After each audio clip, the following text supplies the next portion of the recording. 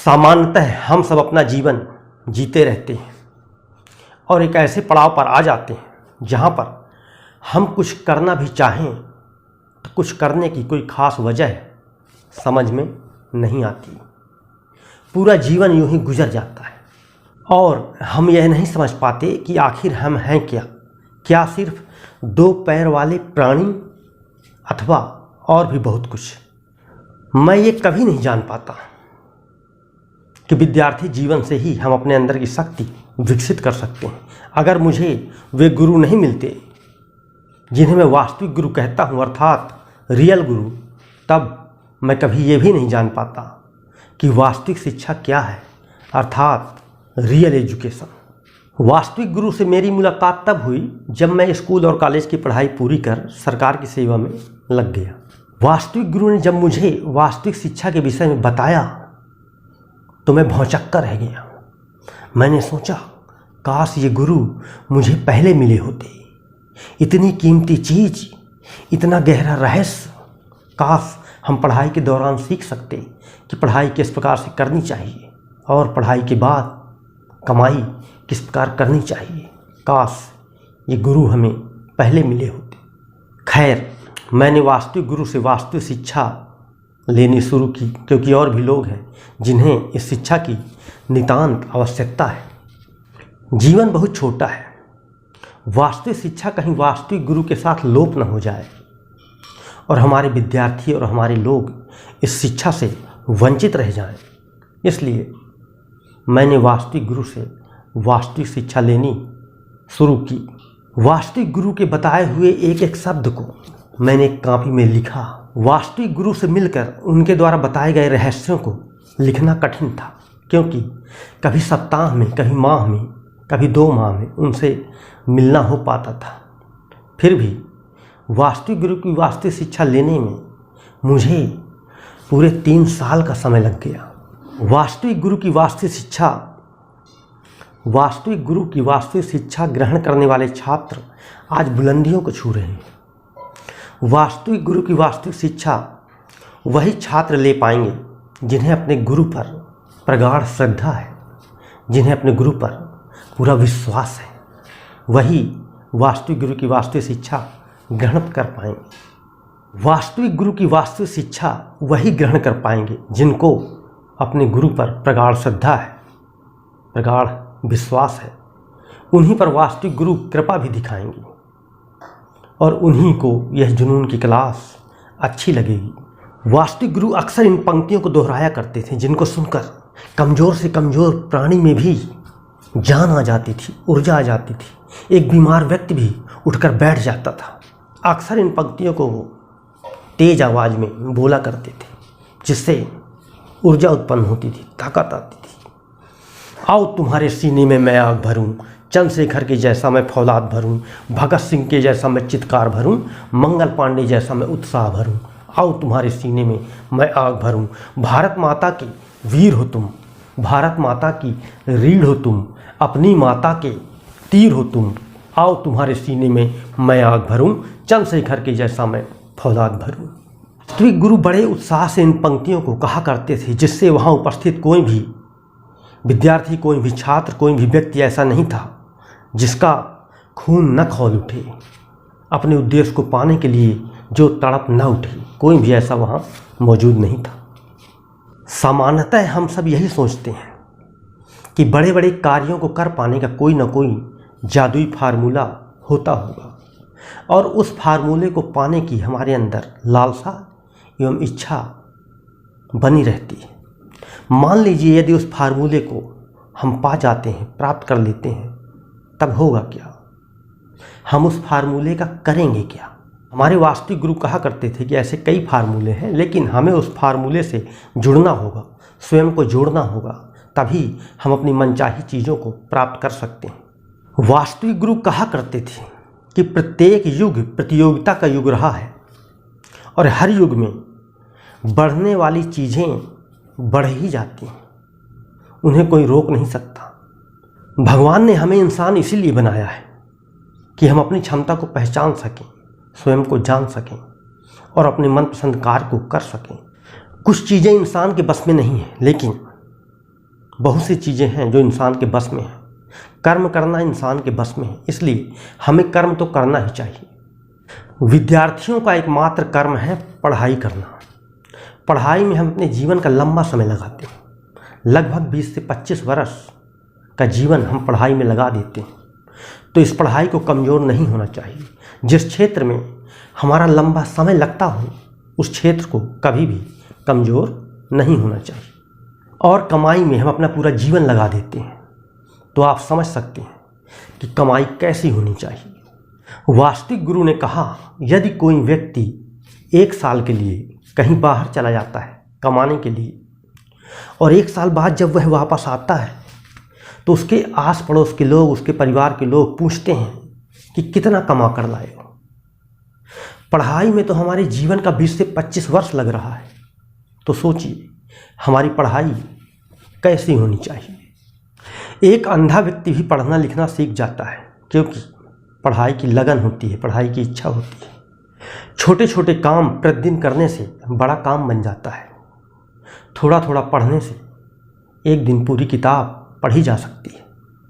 पढ़ाई के बाद कमाई का क्षेत्र आता है, जिसमें हम पूरा जीवन लगा देते हैं। तो क्या हमारी कमाई कमज़ोर होनी चाहिए? जब किसी कार्य का समय व दिनांक निश्चित होता है, तब पूरी संभावना रहती है कि वह कार्य उस निश्चित दिनांक को, उस निश्चित समय को पूरा हो जाएगा। यदि हमारे छात्र किसी विषय का, किसी टॉपिक का समय निर्धारित करते हैं, तो एक निश्चित समय में वह टॉपिक, वह विषय भी कंप्लीट हो जाएगा। अधिकांशतः हमारे खेलने, खाने और सोने का समय निश्चित होता है, निर्धारित होता है।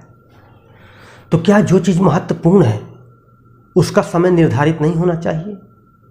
तो क्या पढ़ाई का समय निर्धारित नहीं होना चाहिए? जिसमें हमारे जीवन का लंबा समय लगता हो उसका समय निर्धारित होना ही चाहिए।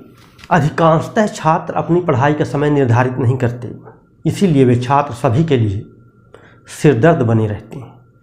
ये पढ़ाई की जंग है और पढ़ाई के बाद कमाई की जंग। छात्रों को पूरी बहादुरी के साथ इस जंग में उतरना होगा और वो सारे ज़रूरी नियम आत्मसात करने होंगे जो एक अच्छे विद्यार्थी अभी तक करते आए हैं। ये जुनून की क्लास उन विद्यार्थियों के लिए बड़े काम की सिद्ध होगी जो अपना मन पढ़ाई में लगाना चाहते हैं और पढ़ाई के बाद कमाई में लगाना चाहते हैं। विद्यार्थियों के पास अपने माता पिता को खुश करने का केवल एक ही तरीका है, और वह तरीका है बढ़िया से पढ़ाई करना। वास्तविक गुरु कहा करते थे, यदि हम विद्यार्थियों से कुछ प्रश्न पूछें तो हर विद्यार्थी का केवल एक ही जवाब होगा। वे प्रश्न इस प्रकार हो सकते हैं। पहला, क्या आप पढ़ाई में नंबर 1 रहना चाहते हैं? क्या भविष्य में आप कुछ अच्छा करना चाहते हैं? क्या आप कक्षा में सबसे आगे रहना चाहते हैं? क्या आप अपने माता पिता का नाम रोशन करना चाहते हैं? और इन सभी प्रश्नों का एक ही जवाब होगा, हाँ।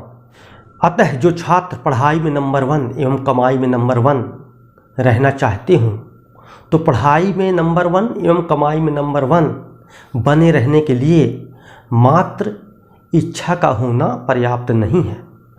उन्हें अपनी इच्छा को बदलना होगा। वह कौन सी इच्छा है जिसे बदलना होगा? वास्तविक गुरु कहते हैं, यदि किसी छात्र को पढ़ाई में नंबर 1 एवं कमाई में नंबर 1 रहना हो तो उसे अपनी इच्छा को प्रबल इच्छा में बदलना होगा। अर्थात उस छात्र को अपने अंदर पढ़ाई का जुनून एवं पढ़ाई के बाद कमाई का जुनून पैदा करना होगा, जिसका अर्थ है उस पद, स्थान या चीज़ को पाने के लिए अपनी संपूर्ण मानसिक एवं शारीरिक ऊर्जा का प्रदर्शन करना। छात्र अपनी संपूर्ण मानसिक एवं शारीरिक ऊर्जा का प्रदर्शन पढ़ाई में और कमाई में कैसे करें? इस जुनून की क्लास में कुछ ज़रूरी नियम, कुछ ज़रूरी बातों का समावेश किया गया है वास्तविक गुरु के निर्देशानुसार। जैसे आपके अंदर पढ़ाई का जुनून और पढ़ाई के बाद कमाई का जुनून पैदा कैसे हो, ऐसे कुछ महत्वपूर्ण प्रश्नों को समाहित किया गया है, उनका हल दिया गया है। इसी का भरपूर प्रयास इस जुनून की क्लास में वास्तविक गुरु के निर्देशानुसार किया गया है। तो वास्तविक गुरु से जो मैंने शिक्षा ग्रहण की, जो बातें मैंने ग्रहण की, उसे मैंने एक पुस्तक में लिखी। तो मैं हूँ जुनून का लेखक। मैंने देखा, मैंने जाना और मैंने पाया क्या होता है जुनून।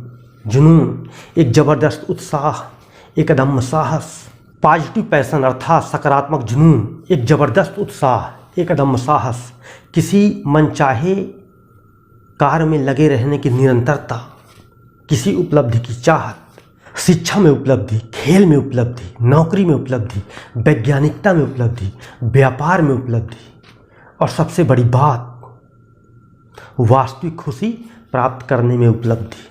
सकारात्मक जुनून अर्थात पॉजिटिव पैशन का अर्थ है किसी मनचाहे कार्य को पाना, अर्थात अपनी मनचाही मंजिल को प्राप्त करने के लिए सबसे आवश्यक है जुनून।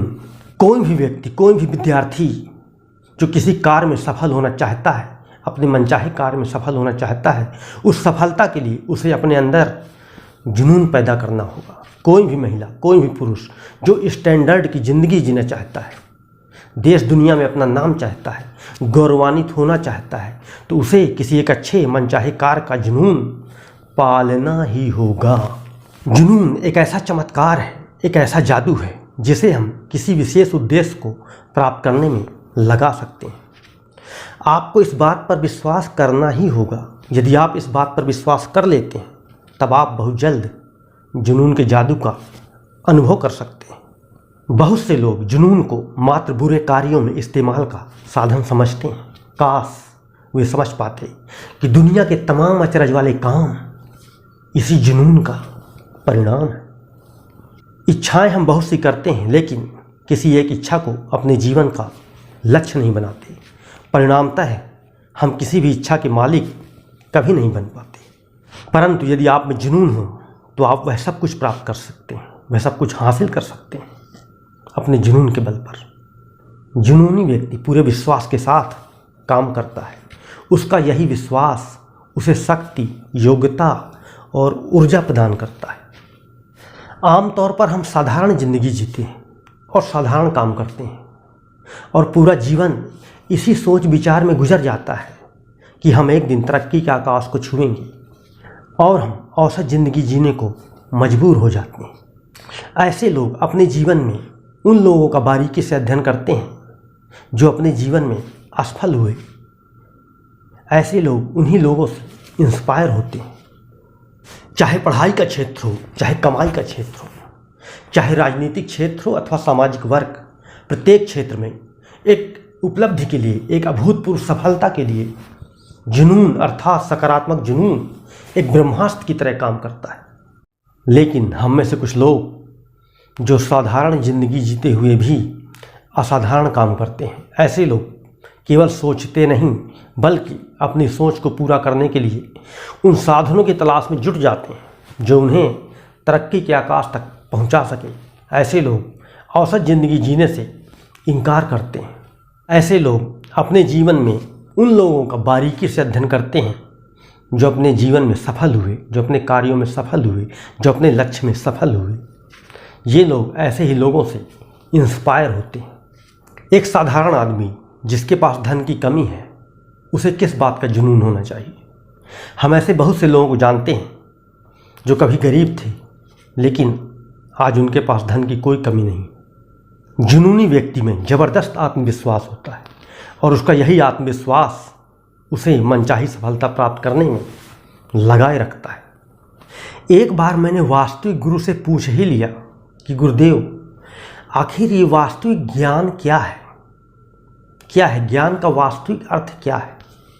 बहुत से लोग शहर और समाज में आपको मिलेंगे जो केवल अच्छे ज्ञान की बातें करते हैं लेकिन कोई भी एक कार्य ठीक से नहीं करते। परिणामतः उनके जीवन में कभी भी अद्भुत परिवर्तन नहीं होते। बहुत सा ज्ञान प्राप्त कर लेने के बाद यदि मैं कोई कर्म नहीं करता हूँ तो मेरे उस ज्ञान का कोई मोल नहीं है।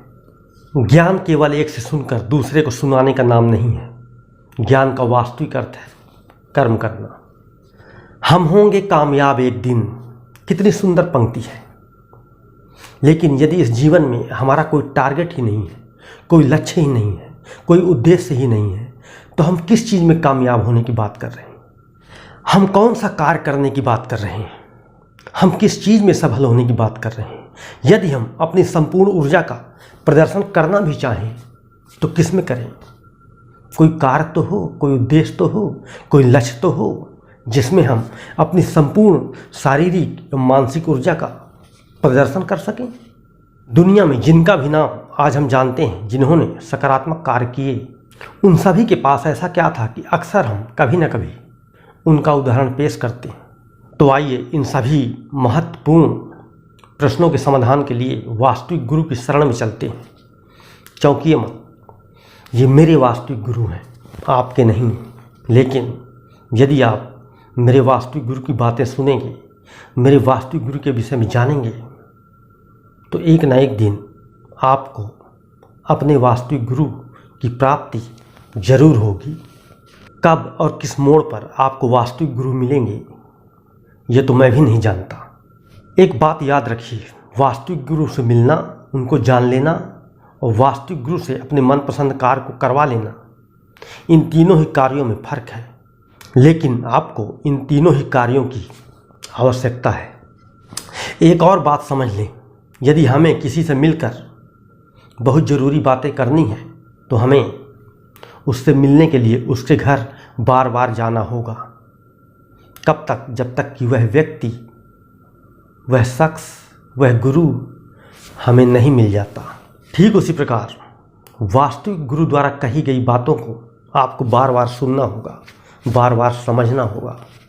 कब तक? जब तक कि आपको आपके वास्तविक गुरु नहीं मिल जाते और आपके अंदर जुनून नामक अग्नि पैदा नहीं हो जाती। वास्तविक गुरु ने कहा कि ज्ञान का वास्तविक अर्थ है कर्म करना, लेकिन कर्म किसके लिए करें, इस बात का तय होना सबसे ज़रूरी है।